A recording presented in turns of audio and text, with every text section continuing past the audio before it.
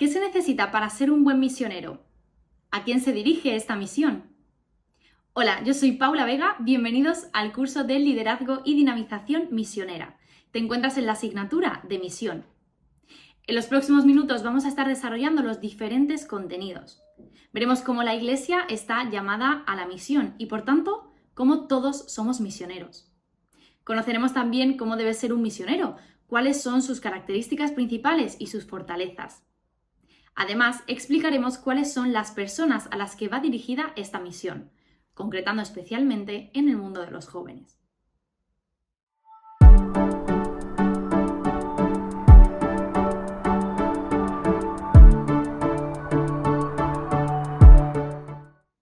La vocación misionera.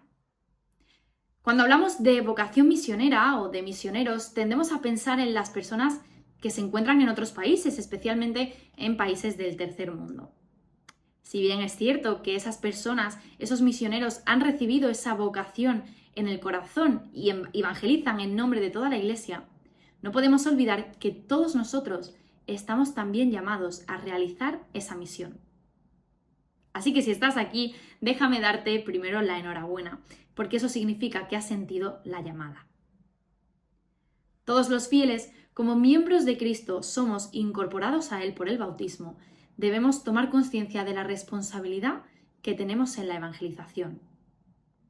El bautismo nos vincula de manera especial con Dios y de esa forma somos llamados a la misión de ir a comunicar y a testimoniar con nuestra vida el Evangelio. Ese Evangelio que hemos recibido y ese Evangelio que damos para hacer crecer el reino de Dios. El mandato, vayan y enseñen a todas las naciones, bautizándolas y enseñándolas a cumplir todo cuanto yo les he mandado, también es para nosotros. También es un mandato para ti. El Papa Francisco en Evangelii Gaudium decía que todos los bautizados somos discípulos misioneros.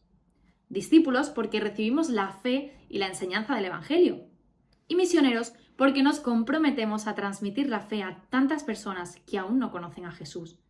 Tantas personas que están alejadas de Él o que simplemente le rechazan. Especialmente, los laicos tenemos un papel fundamental en eso de ser discípulos misioneros, y es que nosotros estamos presentes de forma natural en diversos ambientes y contextos, pues vivimos insertos en el mundo. Y ese mundo, con sus aspectos mejores y peores, nos ofrece numerosas oportunidades de sentirnos fermento en la masa, semillita de mostaza que va sembrando en los que nos rodean.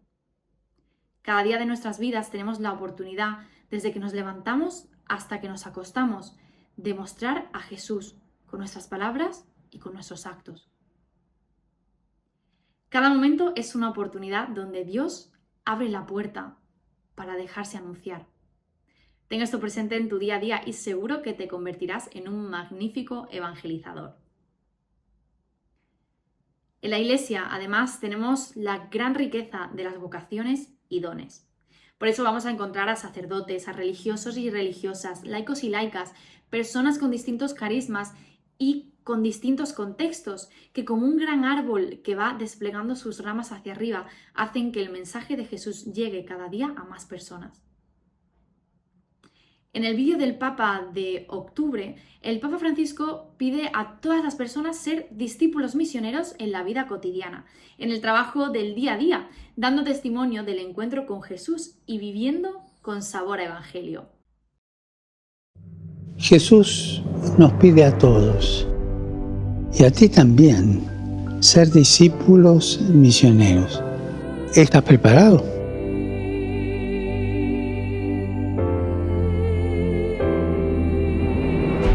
Basta con estar disponibles a su llamada y vivir unidos al Señor en las cosas más cotidianas.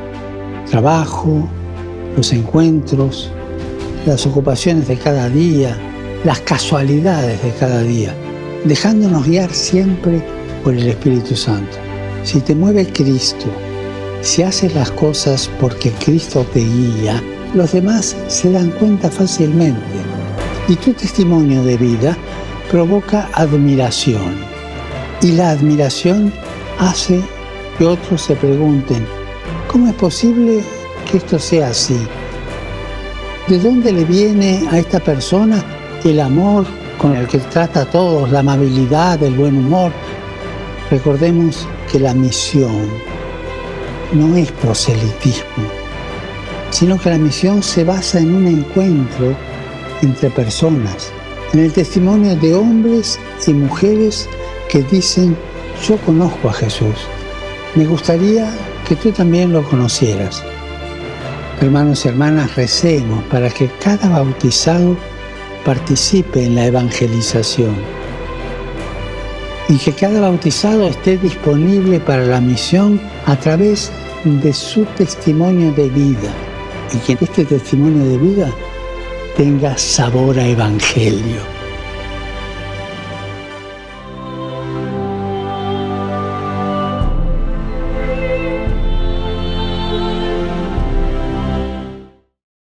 Ya sabes, el bautizado es aquel que vive con sabor a evangelio, que siente la fuerza del Espíritu impulsándole a evangelizar. ¿Y tú?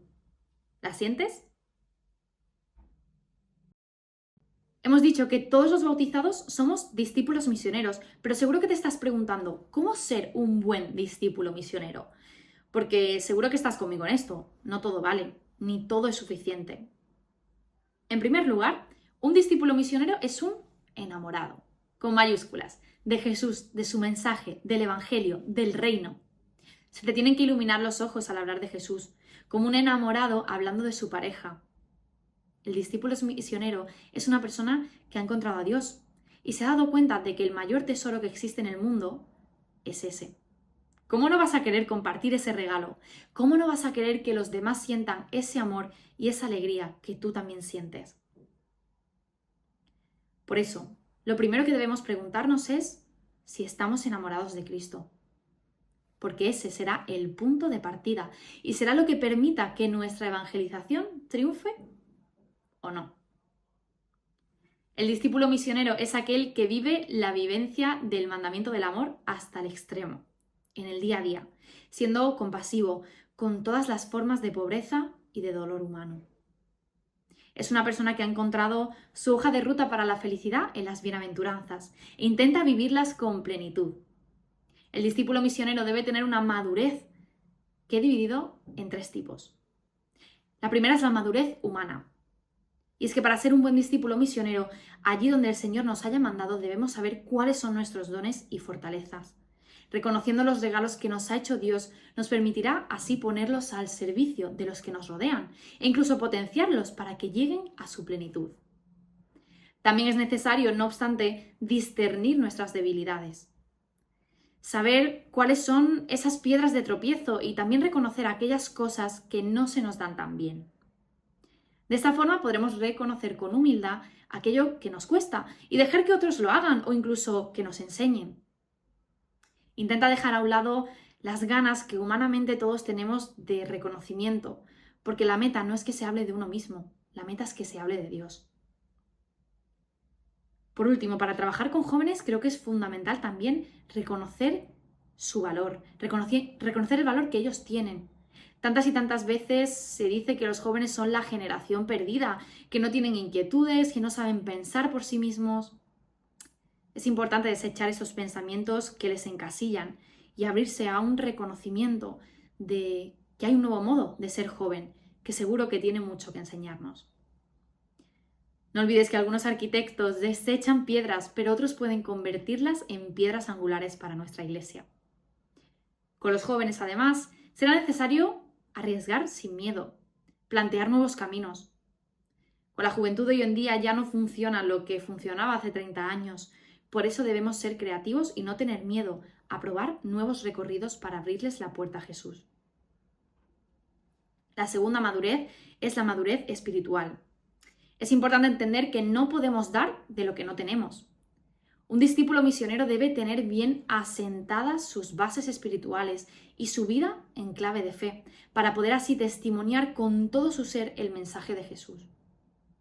Lo primero que un discípulo misionero debe hacer es discernir bien esa vocación con la ayuda del Espíritu Santo. De esta forma, podremos reconocer cuál es el lugar donde Dios nos quiere, donde Dios nos necesita para dar frutos. Si estás aquí haciendo este curso, es porque ya has podido discernir un poco cuál es tu sitio y seguramente sea también con jóvenes, así que vas por buen camino. El discípulo misionero lleva una vida cristiana suficientemente seria, es decir, ha recibido los sacramentos de iniciación, participa en la Eucaristía dominical, encuentra momentos de oración durante la jornada y tiene a Jesús como centro de su vida. Es preferible además que el discípulo misionero viva su fe inserto en una comunidad, pues esta vivencia será fortaleza para la propia fe y para la propia misión de la persona. Por supuesto, debe tener un comportamiento moral coherente. Esto no significa ser perfecto, pero al menos tener la intención de vivir siempre según el mandamiento del amor. Podríamos resumir que el mandamiento del amor debe estar presente en cada ámbito de la vida del discípulo misionero. Solo así se podrá dar un buen testimonio. La tercera madurez es la madurez teológica. La formación de un cristiano es fundamental para todos. Ya decía Pedro en sus cartas que debemos estar siempre dispuestos a dar razón de nuestra esperanza. La formación nos permite saber en qué creemos y por qué creemos. De esta forma, conocer más a Dios y quererle más. Y no necesitamos ser teólogos para ser evangelizadores. Soy de las que piensan que más vale un buen testimonio de corazón que unos labios llenos de doctrinas. Pero Jesús ya nos lo dijo, ¿no? Que los sencillos habían entendido, mientras que los sabios todavía no. Es importante, no obstante, que cuidemos nuestra formación para que no nos veamos incapaces ante las exigencias de nuestra labor. Sin formación suficiente, a veces podremos pronunciar palabras incorrectas que puedan confundir e incluso alejar a personas que estén acercándose al Señor en ese momento.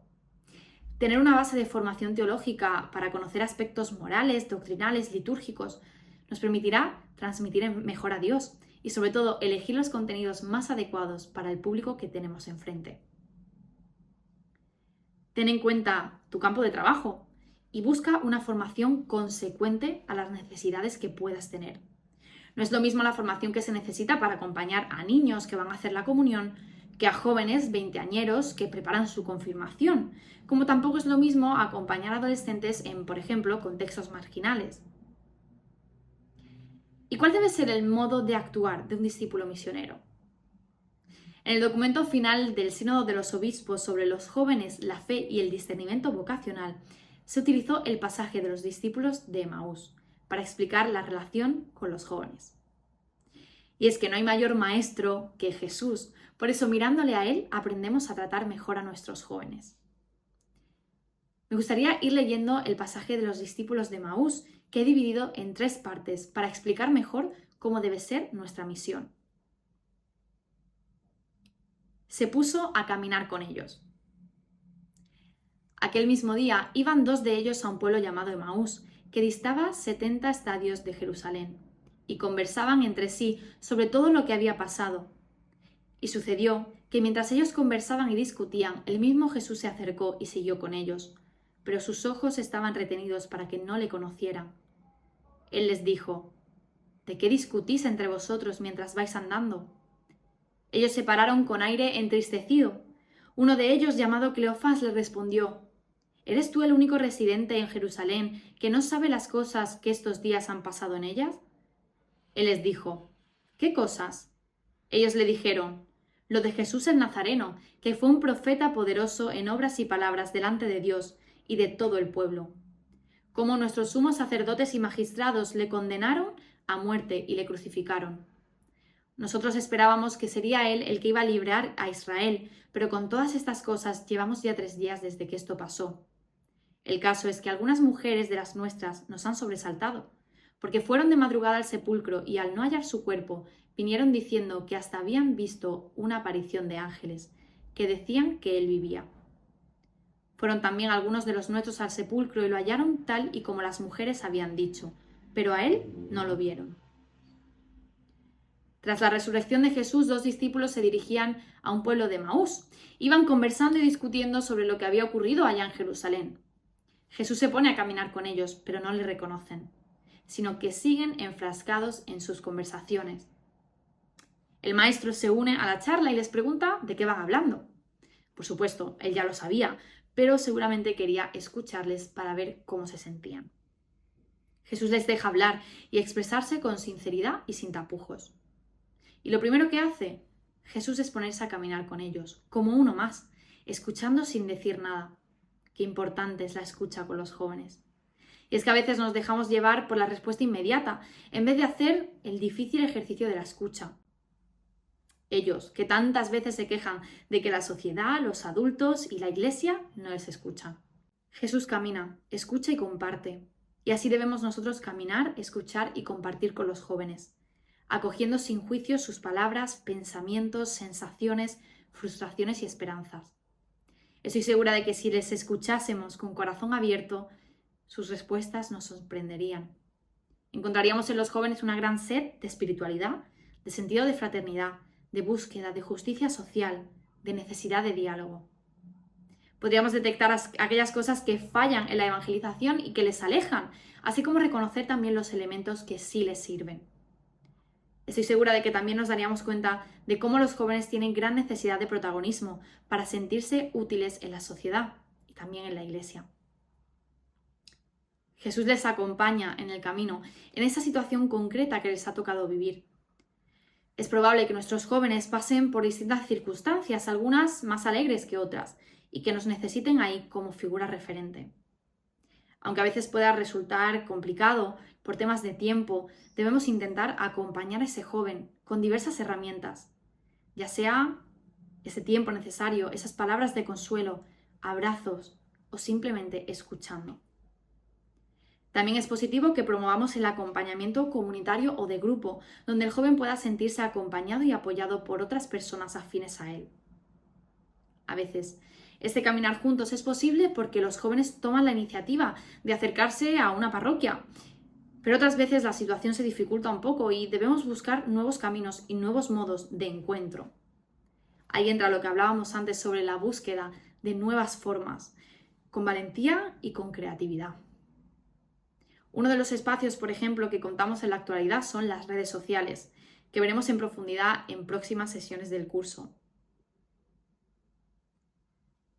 Se le abrieron los ojos. Él les dijo: «Oh insensatos y tardos de corazón, para creer todo lo que dijeron los profetas. ¿No era necesario que el Cristo padeciera eso y entrara así en su gloria?» Y empezando por Moisés y continuando por todos los profetas, les explicó lo que había sobre él en todas las Escrituras. Al acercarse al pueblo a donde iban, él hizo ademán de seguir adelante. Pero ellos le forzaron diciéndole: «Quédate con nosotros, porque atardece y el día ya ha declinado».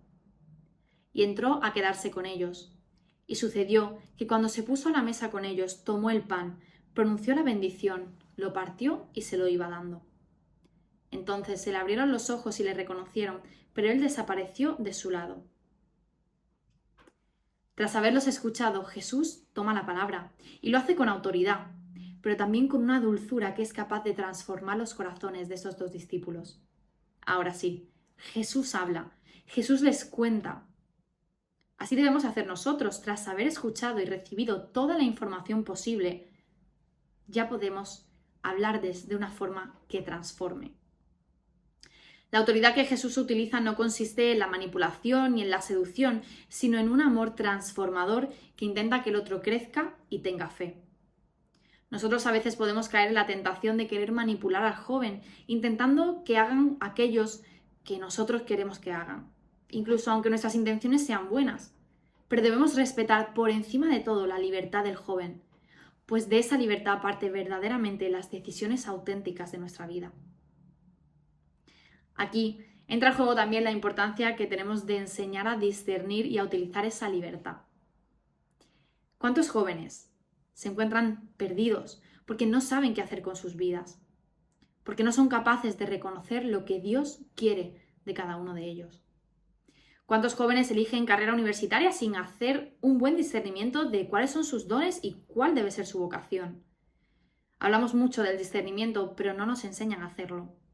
Sería positivo empezar promoviendo que los jóvenes tengan acompañante espiritual, que ya bien puede ser un sacerdote o un laico que les ayude a discernir en cada momento de su vida. Se pusieron en camino.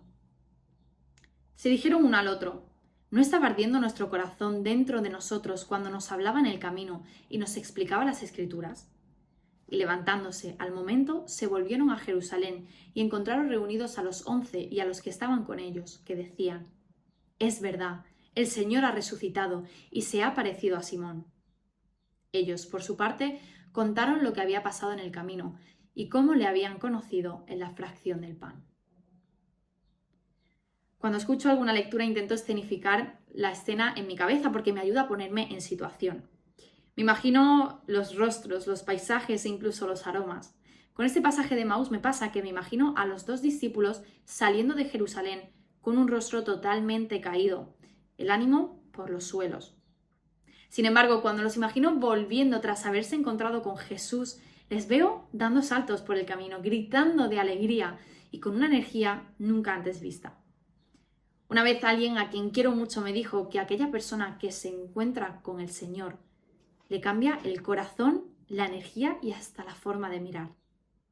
Quien se encuentra con el Señor siente una alegría profunda que llena el corazón, que da sentido a la existencia e infunde una nueva energía. Yo digo que ese encuentro es como ponerte unas gafas nuevas donde lo ves todo desde otro color.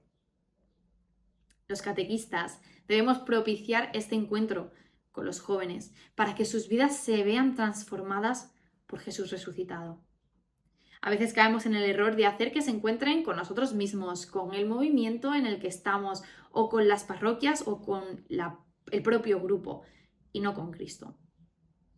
Al final todo eso, el catequista, el movimiento, la parroquia puede desvanecer, pero lo que permanece firme siempre es el Señor. Una vez en una charla, una profesora de religión me mostró su preocupación porque tenía un alumno que estaba descubriendo la fe, pero su familia no le apoyaba.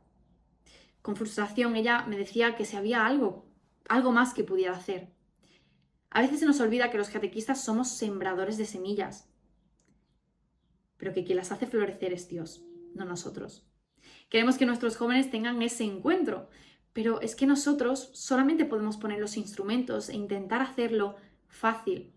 Pero al final el encuentro se producirá cuando el Señor quiera y cuando la persona esté preparada. ¿Y cómo podemos ayudar entonces a preparar este encuentro? Pues creando espacios donde el Señor pueda entrar en la vida del joven. Son muy interesantes los momentos de oración comunitaria, cuando se adaptan a ellos, a sus necesidades, que se sientan partícipes de la liturgia, que puedan encontrarse con otros jóvenes de su edad, ya sea en actividades diocesanas como los campamentos o incluso en otras grandes actividades como las Jornadas Mundial de Juventud. Hay especialmente muchísimos momentos, pero no te centres solamente en hablarle a los jóvenes de Dios. Háblale a Dios de tus jóvenes. Es que cuando el joven tenga ese encuentro verdadero, seguramente se llenará de amor de Dios y se pondrá en camino. Como buen joven, su inquietud y sus ganas de vivir les van a llevar a cualquier sitio donde quieran ir.